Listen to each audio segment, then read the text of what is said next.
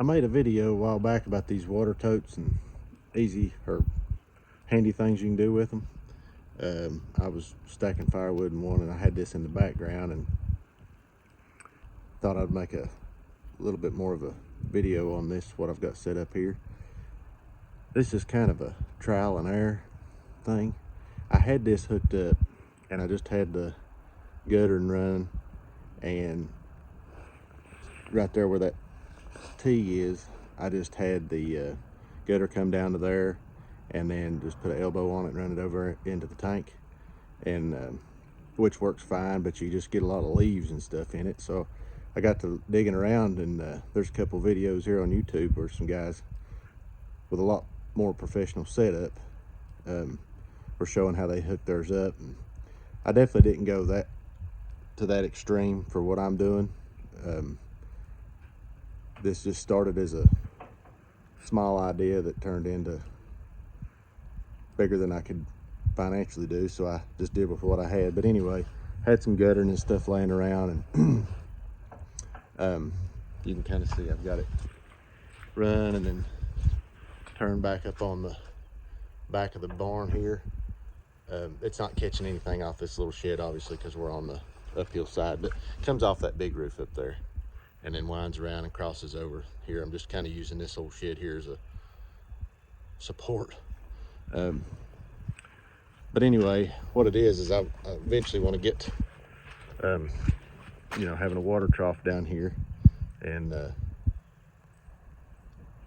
so I can water some of these animals through it. But just experimenting, so I just thought I'd show you what I have here. But they what I'd seen on there was guys making like a filter system, and that's what I've got right here, just a piece of pipe with a cap on the end, and so it'll fill up. All your leaves and stuff will go there first, and obviously fill up with water and come up and go into the tank. That water looks dirty in that tank, which right now I've got to clean my tank out, but it's really not. It's pretty clear water. I also use the peroxide as a cleaner. There's some good videos on that too, how you can use that to get rid of algae and stuff, but mine's mostly the outside of the tank. It's pretty nasty. But anyway, you can see here I've got a cap down here at the bottom, but I've got this little piece come out from it right now because I'm trying to figure out some way. I leave that cap a little loose just so the water will drain out slow. So it's not holding water all the time. It just fills up when it rains real heavy and drains out, and then when it's not raining, I'm wanting that to kind of drain out, so it's not holding all that weight hanging there. And plus, when you come take the cap off, clean the leaves out, you're not getting flooded. But gonna have to try to play with that just a little bit. But I may I'd like to get some corrugated pipe maybe and just catch it right there and then run it on off the bank. But anyway, that's what I've got. I hadn't really secured this piece here. It's just set there for right now, just catching what's dripping out of that lid, so it's not eroding away at the block here. But these tanks are pretty handy for that. See, I just most everything's dry fitted except that T, just because it's gonna have the weight on it. This over here it's all just dry fit, because obviously I have to pull it off when I take the tank, pick the tank up. That's what's great about these tanks, is you pull that off, just come in here and pick it up with the tractor, and carry it over and take it and wash it out and clean it out, and then bring it back over here and set it down. And same with this little piece here. I mean, I'll secure it somewhat, but it needs to be able to be moved too, because this is normally where I come in from the side right here and pick it up with a tractor. So we're gonna give this a shot. I'm sure I'm gonna have to do some modification to it.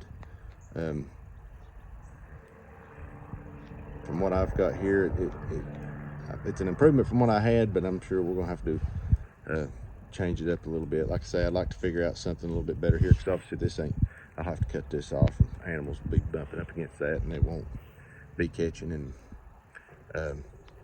ideally a good piece of corrugated pipe underneath that, just to catch whatever's dripping off and drain it on off the bank over there, would be the best. But anyway, there's another idea for catching some rainwater and you know, and it's good to, for now, just for washing out stuff, chicken feeders and stuff like that, because I don't have running water to the barn here. Just trying to utilize some of the caught rainwater, because we've got a lot of roofs obviously here that we can catch off of. So be you know, look around. There's some good videos on how to make these, and those guys have got a lot better systems. They got you know, overflows, a little bit better system on the overflow. I mean, mine, I just took a hose to mine, drain it down, and then, you know, let it fill back up. So I have to come out and do it, but they've got ways that you can put a T up on the top here, and then when it obviously fills the tank up, it'll spill on over, and you can hook it to something and run it out and drain it. So we're going to try this for a little while and see how this works. As you can tell, this is kind of just a this old shed and stuff's not going to be, it's in pretty rough shape. I've got to work on it. So it didn't make a whole lot of sense to put a whole lot of money in a real good system attached to a shed that's liable to fall if it don't get fixed here soon. So anyway, I hope this helped, and feel free to comment if you've done something like this, or got some better ideas.